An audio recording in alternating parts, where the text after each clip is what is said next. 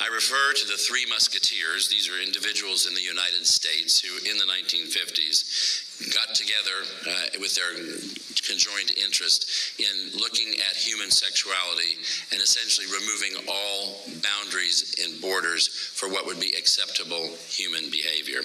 The first of these was Alfred Kinsey. Kinsey was neither a physician nor a psychologist. He studied insect behavior. He was an entomologist. And yet he was revered and given an institute at the University of Indiana in Indianapolis to study human sexual behavior without any basic training. It was his own personal opinion that he used.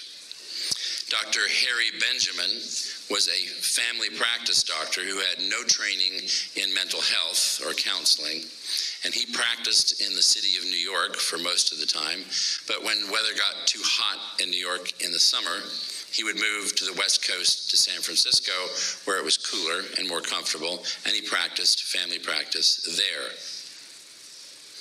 And lastly, John Money, a PhD psychologist.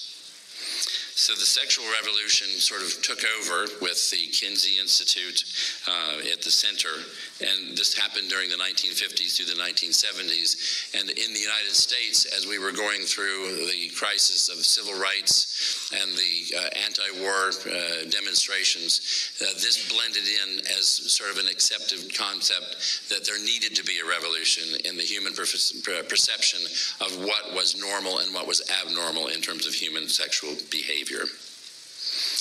So these individuals, in their own way, experimented on their patients. At the Kinsey Institute, Dr. Kinsey masturbated children from infancy up through age 6 to see how many times per day they could achieve an orgasm.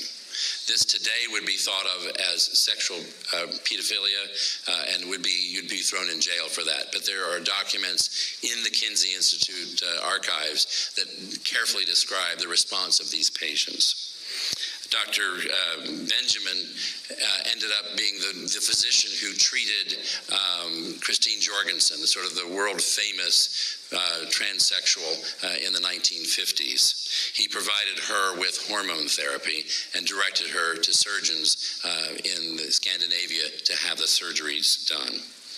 And then John Money used patients, and we'll go into that in a little bit here.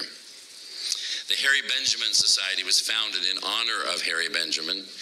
It was an international organization, primarily based in Europe, but with roots in the United States as well. This was an organization that essentially promoted the concepts of the sexual revolution worldwide.